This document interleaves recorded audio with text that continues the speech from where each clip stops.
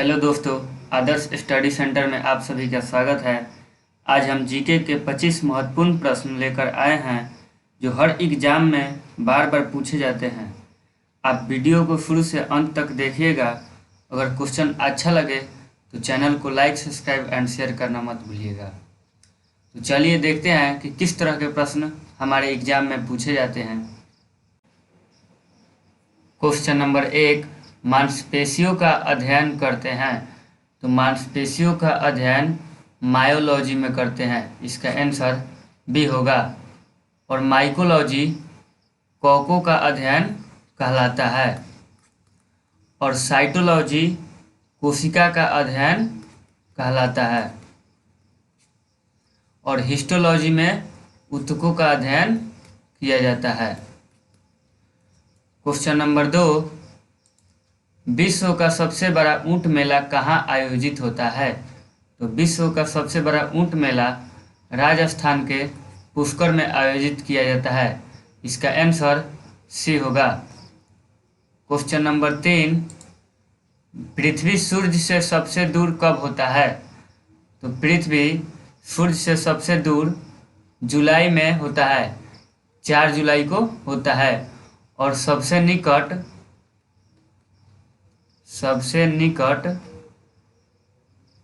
3 जनवरी को होता है। क्वेश्चन नंबर 4, राष्ट्रगान पहली बार किस तारीख को गाया गया था। तो राष्ट्रगान पहली बार 27 दिसंबर 1911 को गाया गया था। और राष्ट्रगान संविधान सभा ने 24 जनवरी 1950 को अपनाया था। क्वेश्चन नंबर 5, भारतीय राष्ट्रीय कांग्रेस का प्रथम अधिवेशन कहाँ आयोजित हुआ। तो भारतीय राष्ट्रीय कांग्रेस का प्रथम अधिवेशन बॉम्बे में आयोजित हुआ, इसका आंसर ए होगा। भारतीय राष्ट्रीय कांग्रेस की स्थापना 72 प्रतिनिधियों के साथ 28 दिसंबर 1885 को बॉम्बे में हुई थी। और इसके संस्थापक एओ ह्यूम थे और प्रथम अध्यक्ष व्योमेश चंद्र बनर्जी थे। क्वेश्चन नंबर 6, भारत के राष्ट्रीय ध्वज की लंबाई और चौड़ाई का अनुपात है। तो राष्ट्रीय ध्वज की लंबाई और चौड़ाई का अनुपात 3:2 है, इसका आंसर बी होगा। अगर प्रश्न कहता कि चौड़ाई और लंबाई का अनुपात है तो 2:3 होता। क्वेश्चन नंबर 7, कथक, नौटंकी और कजरी से संबद्ध राज्य है। तो कथक, नौटंकी और कजरी से संबद्ध राज्य उत्तर प्रदेश है, इसका आंसर बी होगा। क्वेश्चन नंबर 8, जल के अंदर पड़ी हुई मछली किस कारण से अपनी वास्तविक गहराई से कुछ ऊपर उठी हुई दिखाई देती है। तो जल के अंदर पड़ी हुई मछली प्रकाश के अपवर्तन के कारण अपनी वास्तविक गहराई से कुछ ऊपर उठी हुई दिखाई देती है। और इसी तरह पानी में पेंसिल को डाला जाए तो टेढ़ा दिखाई देता है, प्रकाश के अपवर्तन के कारण ही, इसका आंसर सी होगा। क्वेश्चन नंबर 9, 92वें संविधान संशोधन के साथ कितनी नई भाषाएं संविधान की 8वीं अनुसूची में जोड़ी गई।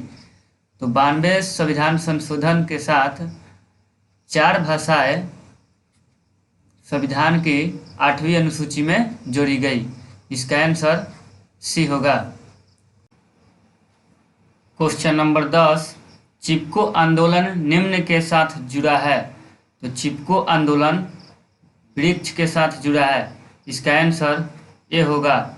और चिपको आंदोलन 1973 में उत्तर प्रदेश के चमोली जिले से शुरू हुआ था, जो कि अब उत्तराखंड में है।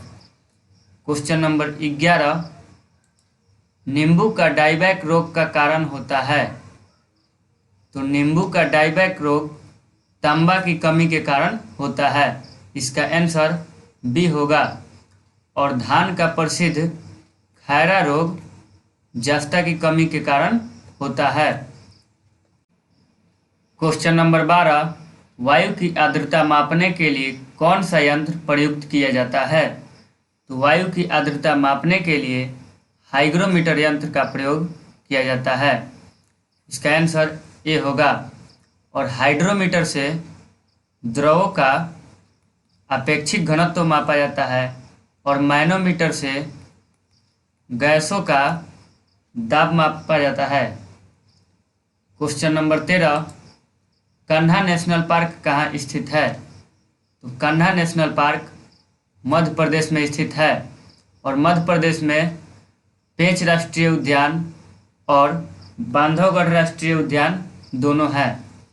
और तमिलनाडु में मुद्दुमलाई और अन्नामलाई राष्ट्रीय उद्यान है। क्वेश्चन नंबर 14, मैत्री एक्सप्रेस रेल सेवा का संबंध किससे है? तो मैत्री एक्सप्रेस रेल सेवा का संबंध भारत और बांग्लादेश से है। इसका आंसर ए होगा। और भारत और पाकिस्तान के बीच चलने वाली रेल सेवा समझौता और थार रेल सेवा है।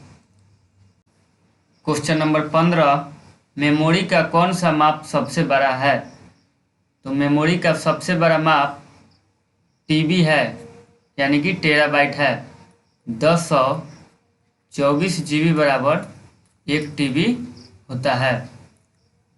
क्वेश्चन नंबर 16, यूएनओ का मुख्यालय कहाँ स्थित है? तो यूएनओ का मुख्यालय न्यूयॉर्क में स्थित है। इसका आंसर सी होगा। यूएनओ यानी कि यूनाइटेड नेशन हेडक्वार्टर्स, हिंदी में संयुक्त राष्ट्र संघ, इसकी स्थापना 24 अक्टूबर 1945 को हुआ था। और WHO का मुख्यालय जिनेवा है और इंटरपोल और यूनेस्को का मुख्यालय पेरिस है। क्वेश्चन नंबर 17, समुद्री जल से नमक निम्न विधि से तैयार किया जाता है। तो समुद्री जल से नमक वाष्पीकरण विधि से तैयार किया जाता है। इसका आंसर बी होगा। क्वेश्चन नंबर 18, भारत के किस गवर्नर जनरल को भारतीय प्रेस का मुक्तिदाता कहा जाता है? तो भारतीय प्रेस का मुक्तिदाता चार्ल्स मैटकफ गवर्नर जनरल को कहा जाता है। इसका आंसर सी होगा। और लॉर्ड रिपन के समय 1881 से नियमित जनगणना 10 वर्षों के अंतराल पर होता है और प्रथम बार जनगणना 1872 में लॉर्ड मेयो के कार्यकाल में हुआ था। क्वेश्चन नंबर 19, बर्फ के 2 टुकड़ों को आपस में दबाने पर टुकड़े आपस में चिपक जाते हैं क्योंकि? इसका आंसर ए होगा, यानी कि दाब अधिक होने से बर्फ का गलनांक घट जाता है। इस कारण बर्फ के 2 टुकड़े आपस में चिपक जाते हैं। क्वेश्चन नंबर 20, फोटोग्राफी में प्रयुक्त किया जाने वाला हाइपो निम्न में से क्या है? तो फोटोग्राफी में प्रयुक्त किया जाने वाला हाइपो सोडियम थायोसल्फेट है। इसका आंसर सी होगा। क्वेश्चन नंबर 21, राष्ट्रीय मस्तिष्क अनुसंधान केंद्र कहाँ स्थित है? तो राष्ट्रीय मस्तिष्क अनुसंधान केंद्र गुड़गांव में स्थित है। इसका आंसर सी होगा।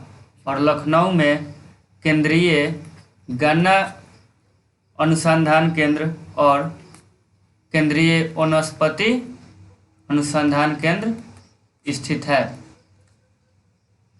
क्वेश्चन नंबर 22, SIM पूर्ण रूप है? तो SIM का पूर्ण रूप सब्सक्राइबर आइडेंटिटी मॉड्यूल है। इसका आंसर ए होगा। क्वेश्चन नंबर 23, भारत का सबसे पुराना राष्ट्रीय पार्क कौन सा है?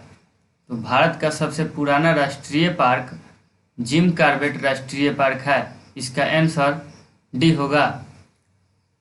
इसकी स्थापना 1936 में उत्तराखंड में हुई। और काजीरंगा राष्ट्रीय पार्क असम में है जो एक सींग वाले गेंडे के लिए प्रसिद्ध है। और राजाजी राष्ट्रीय पार्क उत्तराखंड में है और हैमिस राष्ट्रीय पार्क लेह में है। क्वेश्चन नंबर 24, भारत की आज़ादी के समय कांग्रेस के अध्यक्ष कौन थे? तो भारत की आज़ादी के समय कांग्रेस के अध्यक्ष जेबी कृपलानी थे। इसका आंसर सी होगा। क्वेश्चन नंबर 25, इंडिया डिवाइडेड नामक पुस्तक किसने लिखी? तो इंडिया डिवाइडेड नामक पुस्तक डॉक्टर राजेंद्र प्रसाद द्वारा लिखी गई है। इसका आंसर सी होगा। और महात्मा गांधी द्वारा my experiment with truth Hind Swaraj पुस्तक लिखी गई है। मौलाना अबुल कलाम आज़ाद द्वारा विंग्स ऑफ फायर पुस्तक लिखी गई है। तो दोस्तों, इसी तरह के महत्वपूर्ण प्रश्न देखने के लिए चैनल को लाइक, सब्सक्राइब एंड शेयर कीजिएगा और कमेंट बॉक्स में ज़रूर बताइएगा कि आप कितने का आंसर बता पाएँ। तो चलिए नेक्स्ट वीडियो में मिलते हैं।